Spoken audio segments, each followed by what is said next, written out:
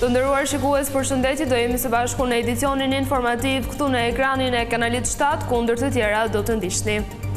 Vritet me armë riu në Paskuqan u qellua teksa qëndronte në lokal, policia identifikon autorin. Krimi dyshohet se ndodhi pas konfliktit për motive të dobta. Socialistët e demokratët miratojnë në parim amnistin penale, do përfitojnë lirimin 380 të burgosur, nuk përfshihen zyrtarët e dënuar për korrupsion. Vetëvendosje pëson Ronjë krahasuar me 28 dhjetorin, Kurtit i duhet koalicion. Osmani që garoi me LDK-n thotë se nuk ka arsye për refuzimin e saj si president. Sot mësohet se cili do të jetë finalisti i parë i fermës së VIP-ave. Vendimi i takon publikut, i cili do të zgjedhë mes Mozës dhe Romirit. Priten sfida dhe surpriza nga Agaj.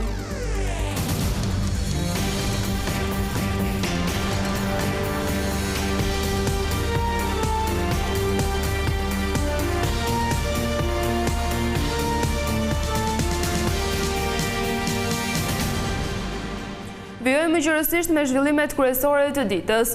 Një i ri 27 vjeçar është vrarë këtë të hënë me armë zjarri në Paskuqan. Ajo është shëlluar me breshori Kallashnikovi, ndërsa po qëndronte i ulur në një lokal. Policia identifikoi autorin, ndërsa bëri të ditur se krimi besohet të ketë ardhur pas një konflikti për motive të dobta. Një ekzekutim armë ka tronditur zonën e Paskuqanit në Kamës mesditën e kësaj të hënë. Ardian Baloshi është qelluar me breshëri Kallashnikovi e si pasojë e plagëve ka ndërruar jetë. 27 vjeçari është marrë nga makinat e banorëve të zonës dhe është dërguar në spitalin e traumës, por ka mbërritur pa shenja jete. Autori i dyshuar i vrasjes është identifikuar si Sadik Llanaj dhe për arrestimin e tij janë përfshirë dhe forcat Renea. Kreu i policisë së Tiranës Oliger Torba tha se shkak i ngjarjes dyshohet një konflikt për motive të dobta. Nga konstatimet e para, rezulton që ky shtetas dëptimin e ka pasur me armë zjarri. Pasi punët mirëfillt policore dhe timore, nga ana jon është bërë mundur dhe identifikimi i autorit, duke pas parasysh dhe rreshmërinë e autorit të dyshuar, është gjykuar arsyeshme që në operacion të marrin pjesë forcat speciale Renea. Përpara një viti, autori dhe viktima kanë patur një debat me njëri tjetrin, ndërkohë që këtë të hënë 27 vjeçari ka qenë duke qëndruar përpara lokalit të zonës në momentin kur autori ka ardhur me automjet dhe pasi ka qelluar është larguar menjëherë. Autori Sadik Llanaj është person me precedente me pashën penal. Në vitin 2015, kur ishte 28 vjeç, u arrestua nga policia së bashku me 3 pjesëtar të familjes së tij, ndërsa u sekuestrua dhe një sasi heroine ndarë në disa doza gati për të shitur, po ashtu i rezultoni dënuar dhe për vjedhje. Ndërkohë policia e Tiranës ka vendosur shumën prej 10.000 eurosh për çdo që jep informacion për vendodhjen e autorit. Delegacioni i Bashkimit Evropian në Tiranë shprehu shqetësimin se ekuilibri i ekosistemeve po vihet në provë. Në një deklaratë zyrtare kërkohet mbrojtja e habitateve para se qielli të mbetet pa këngën e shpendëve. Ndërsa në Shqipëri vijojnë protestat kundër investimit në zonën e Zvërnecit, delegacioni i Bashkimit Evropian ka dhënë një mesazh për mjedisin në vendin tonë. Me anë të një postimi në rrjetet sociale, BE bën thirrje që institucionet të mbrojnë natyrën, sa janë ende në kohë. Mbi 49% e specieve të shpendëve në botë janë në pakësim, një sinjal i qartë se ekuilibri i ekosistemeve po vihet në provë. Shpendët janë thelbësore për natyrën, shpërndajnë fara, kontrollojnë insektet dhe ndihmojnë që ekosistemet të funksionojnë në mënyrë të shëndetshme. Por, humbja e habitateve dhe ndotja po i shtyjnë shumë specie drejt zhdukjes, duke bërë natyrën më të heshtur çdo ditë. Mbro habitatet natyrore përpara se qielli të mbetet pa këngë shpendësh, mbro natyrën sa je në kohë. Për Radia Europa e Lirë, Komisioni Evropian shprehu shqetësimin se projekti i planifikuar në zonën e mbrojtur Pish-Poronart mund të ketë ndikime mjedisore që bie në kundërshtim me procesin e negociatave të antarësimit mes Shqipërisë dhe Bashkimit Evropian. Pankartat e ngritura në protestat për çështjen e Zvërnecit kanë sjellë një tjetër reagim të kryeministrit Edi Rama, teksa ka postuar një pjesë të tyre në rrjetin social Facebook. Me ironi, kreu i qeverisë shprehet se argëtohet nga posterat e qytetarëve që protestojnë, megjithatë ai cilëson si imagjinare shqetësimet e tyre. Rama doli sërish në mbrojtje të projektit të Zvërnecit, duke përsëritur se do ta transformojë më tej Shqipërinë. Prej disa ditësh qytetarët protestojnë përpara kryeministrisë, duke kërkuar dorëheqjen e Edi Ramës dhe anulimin e projektit të Zvërnecit. Partia Demokratike ka vendosur të çojë përpara kërkesat e qytetarëve të cilët prej 9 ditësh protestojnë përpara kryeministrisë. Me firmën e 2 deputetëve, Partia Demokratike ka dorëzuar zyrtarisht në parlament shfuqizimin dhe ndryshimin e 4 ligjeve sipas kërkesës së protestuesve. Opozita kërkon shfuqizimin e ligjit për investimet strategjike dhe paketës së maleve, si dhe anulimin e ndërhyrjeve që janë bërë nga mazhoranca në ligjin për zonat e mbrojtura dhe atë për trashëgimin kulturore. Qytetarët që kanë dalë në protest kundër investimit në Zvërnec kanë paraqitur 5 kërkesa kryesore. E para është dorëheqja e qeverisë dhe 4 të tjerat lidhen me shfuqizimin e ligjit për investimet strategjike dhe paketën e maleve, si dhe anulimin e ndryshimeve që janë bërë në 2 ligje, ligji për zonat e mbrojtura dhe ligji për trashëgimin kulturore. Partia Demokratike fillimisht qëndroi e distancuar nga protesta, duke theksuar se është pro investimit në Zvërnec, por prej së shtunës ajo ka vendosur të mbështesë protestuesit. Mazhoranca dhe opozita i kanë ndezur dritën njëshile amnistisë penale duke e miratuar atë në parim. Ministri i Drejtësisë Toni Gogu sqaroi kategoritë që përfitojnë, duke thënë se nuk përfshihet asnjë zyrtar që hetohet nga spaku apo që është dënuar për korrupsion. Partia Socialiste dhe Partia Demokratike miratuan me konsensus në parim në Komisionin e Ligjeve amnistim penale. Amnistia krijon mundësinë për lirimin nga burgjet të 380 personave, ndërkohë që 900 të tjerë përfitojnë ulje dënimi.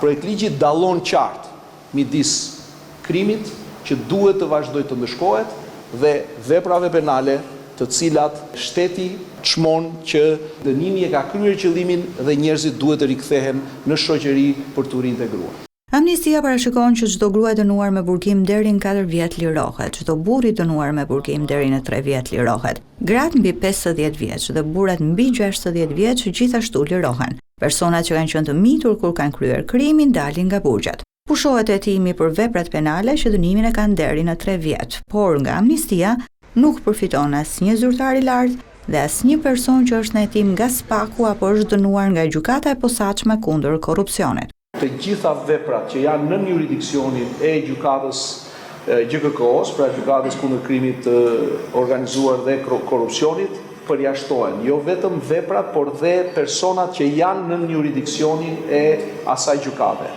Por ish prokurori Arjan Doja ka sjellë në vëmendje se ka persona që nuk kanë kryer vepra të rënda edhe pse janë dënuar nga gjykatat e posaçme. Sipas tij, duhet përfitojnë nga amnistia. Një person i cili thjesht për moskallëzim krimi dënohet me gjithë pjesën tjetër të grupit që është GKK-ja. Vetëm fakti që është pjesë e një vendimi të dhënë nga GKK-ja e përjashton atë automatikisht nga amnistia.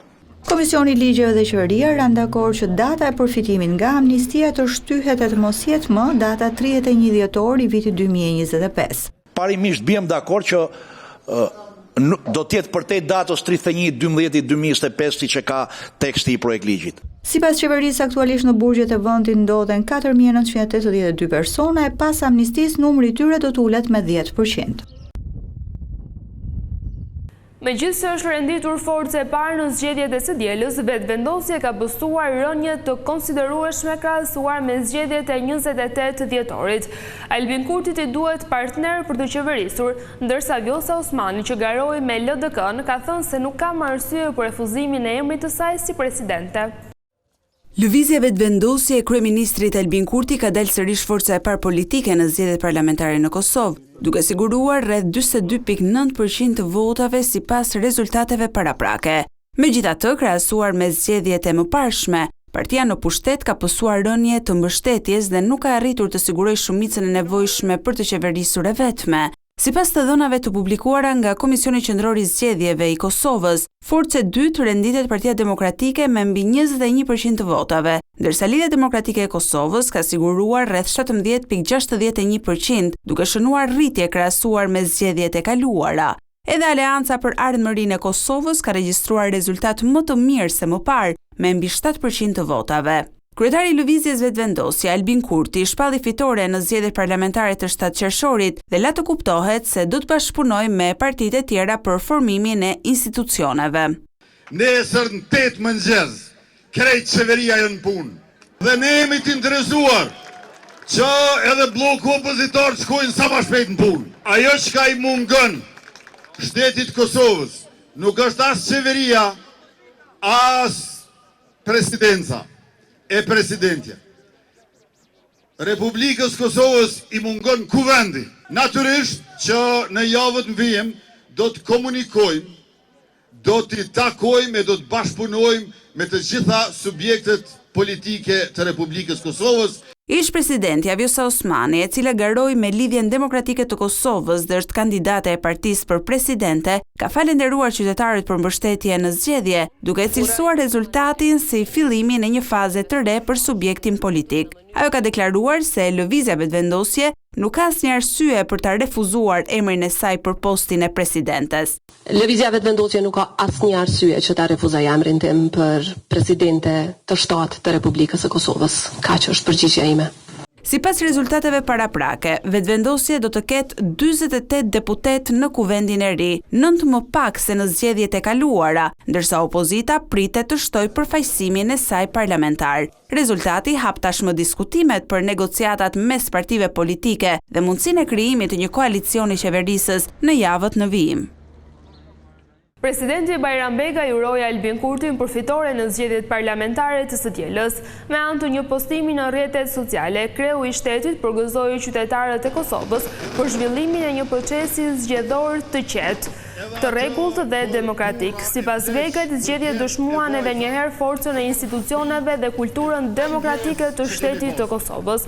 Presidenti theksoi se në këtë fazë është e rëndësishme që të gjitha forcat politike të angazhohen me përgjegjësi dhe frym konstruktive.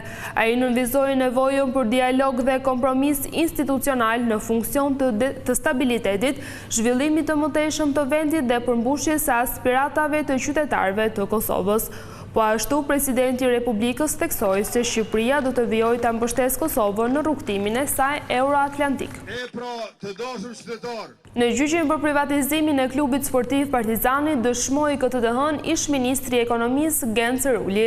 Ai shpjegoi se në ato kohë ministritë zbatuan programin e qeverisë, i cili u jepte prioritet ish pronarëve në privatizimin e objekteve. Ministri i Ekonomisë gjatë vitit 2005, Gencer Uli, u pyet në gjykatën e posaçme për procesin Partizani. Ai sqaroi se ministria e drejtuar prej tij ka patur rol në supervizimin e procesit privatizues, ndërsa kthimin e pronave të pronari, Ruli e konsideroi një domosdoshmëri dhe përmbushje të programit elektoral me të cilin Partia Demokratike erdhi në pushtet. Ne si politikanë i bindemi programit qeveritar. Partia Demokratike kishte marrë detyrimin që gjatë proceseve të privatizimit do të shikoheshin ngushtësisht interesat e pronarëve, të cilat ishin zënë nga prona shtetërore apo nga palë të tjera. Në tetor të vitit 2005 u kam bërë një letër ministrive që të na sjellin një inventar të pronave që kemi si shtet, dhe po ashtu edhe letra nëse kanë pasur interes nga pronarët për t'i marrë ato prona. Mediu ka qenë ndër të parët që është përgjigjur për sa u përket pronave që ishin jashtë planit të përhapjes. Si dëshmitari i akuzës, Ruli tregoi se i kishte thënë pronarit të klubit Partizani Albert Xhanit, që ishte në dieni të procedurës mes tij dhe qeverisë së mëparshme, por kjo do të shkonte në favor të ish pronarëve. Ministria më shumë jepte sinjal politik dhe ishte program qeveritar. Në çdo rast, propozimi vinte nga ministria që e kishte në varësi, por nuk ka detyrë të nxjisë. Gjatë viteve, klubi që është shkatërruar, denigruar, prandaj u përshpejtua procedura në mënyrën që ta shpëtonim sa më shumë. Historia ma ka dhënë të jem ministër që në vitin 1991, shteti kishte trashëguar gjithë pronën publike, duheshin vite të ktheheshin pronarve, të përndjekurit kërkonin dëm shpërblime. Të bashkëpandehur në proces janë ish kryeministri Sali Berisha dhe ndërtia Marbër Maltezi, që sipas pak është përfituesi nga privatizimi i ish kompleksit sportiv Partizani, Fatmir Bektashi që ndërtoi 17 pallate mbi këto troje në Teriandja Pustina dhe shoqëritë Home Plan dhe Kontakt. Seanca e radhës do të mbahet në 22 qershor. Çmimet e mallrave dhe shërbimeve u rritën me 3% gjatë muajit maj, duke prekur për herë të parë këtë nivel në 3 vitet e fundit.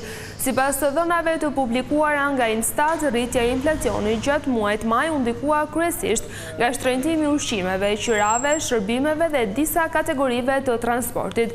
Ky zhvillim vjen pas një periudhe gjatë së cilës inflacioni qëndroi nën objektivin zyrtar prej 3% të vendosur nga Banka e Shqipërisë. Megjithatë, autoritetet kanë theksuar se niveli aktual i inflacionit mbetet brenda pritshmërive dhe nuk paraqet rrezik për stabilitetin makroekonomik të vendit. Sot në mbrëmje do të mësohet se cili do të jetë finalisti i parë i thermës së VIP-ave mes Mozës dhe Romirit. Konkurrentët do të jenë përballë sfidave të Agait, të cilat me afrimin e finales së madhe bëhen edhe më të vështira. Më 15 qershor, Ferma VIP 3 do të mbyll dyert e një tjetër edicioni të suksesshëm, ndërsa prajmi i kësaj të hëne pritet të shkaktojë një stuhi emocionesh, përballjesh të forta e momentesh të paharruara për pjesëmarrësit dhe të gjithë publikun besnik të këtyre muajve. Si tha, mos kesh belin, do hash lopatën. Me vetëm një javë të mbetur deri në finale, çdo hap është i rëndësishëm dhe çdo vendim mund të ndryshojë rrjedhën e ngjarjeve. Ju dua shumë. Në këto ditë të fundit, sytë janë drejtuar tek rivaliteti i fortë i secilit fermer, teksa disa nga ata kanë krijuar lidhje të forta miqësore, të tjerë po luftojnë për të ruajtur pozitat e tyre brenda fermës. Është pikërisht përballja e Romirit me Mozën për të siguruar një vend në finale, e për këtë vendimi takon sigurisht publikut. Televotimi vijon të jetë i hapur deri sonte në mbrëmje, prandaj mos harroni të votoni të preferuarin tuaj. Sfidat fizike dhe mendore janë bërë më intensive dhe tensionet mes fermerëve janë të dukshme çdo orë që kalon. Ndaj dhe sonte priten të tjera sprova vendimtare që do të ndryshojnë gjithçka. Gëzuar. Në këtë fazë të lojës, secili prej fermerëve është të bërë faktor diskutimi, jo vetëm nga konkurrentët, por edhe nga publiku, ndërsa tensionet e shumta të krijuara kanë vetëm një qëllim: arritjen e finales dhe fitimin e çmimit të madh. Këto dhe shumë zhvillime të tjera do të mund t'i ndiqni sonte live në orën 21 në ekranin e Vision Plus, në një prime që nuk duhet humbur. Të nderuar shikues, ishte gjithçka e përgatitur edhe për këtë edicion informativ. Bashkëndajemi këtu, natën e mirë.